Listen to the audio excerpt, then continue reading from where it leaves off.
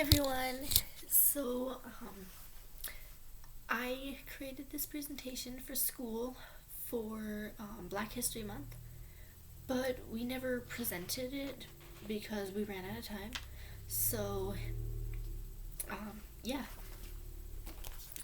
I have chosen to research Augusta Savage.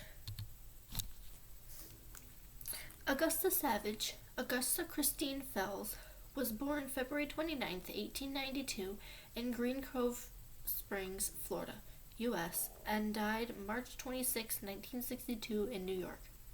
She was an American sculptor and educator who battled racism to secure a place for African American women in the art world.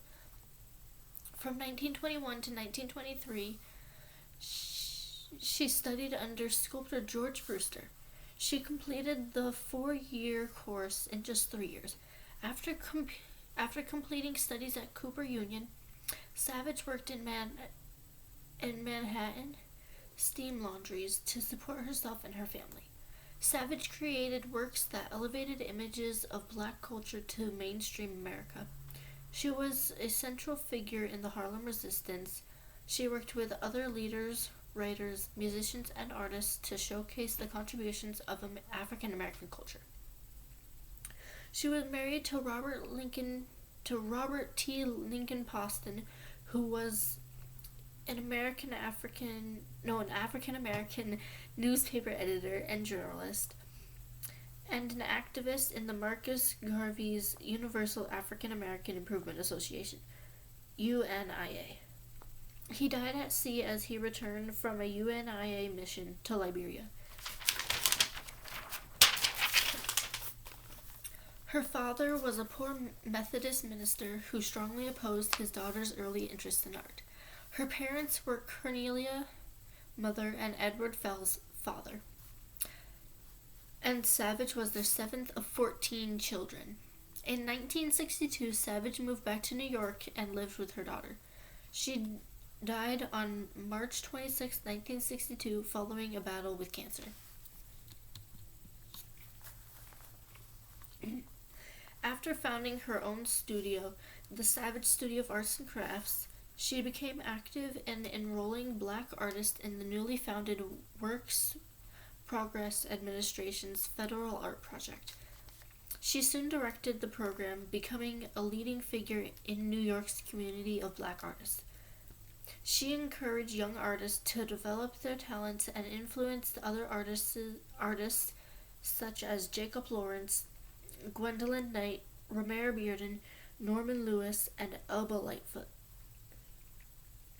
Savage's primary goal was to spread the cultural, social, and artistic awareness of the Harlem Resistance to various people, as she worked extensively with students to become successful artists. Augusta once said, "I have created nothing really beautiful, really lasting. But if I can inspire one of these youngsters to develop the talent I know they possess, that my monument will be in their work."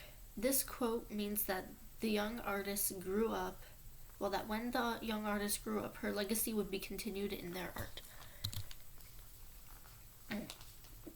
Her best-known work of the 1920s was Gaiman, an informal portrait of her nephew, for which she was awarded a Julius Rosenwood Fellowship to study in Paris in 1929. The harp was constructed for the New York World's Fair in 1939. She originally called this piece "Lift Every Voice and Sing," a tribute to the inspirational Black national anthem of the same title by James Weldon Johnson. This outstanding sculpture ignited her career as a sculptor with the Harlem Resistance, but Savage decided to retire from the world of art in 1945 and spent the rest of her life teaching young artists and writing children's stories. And then, for my sources, I use the Phoenix Public Library and a history site that my teacher uses. It's really cool. And yeah, that's that. Bye.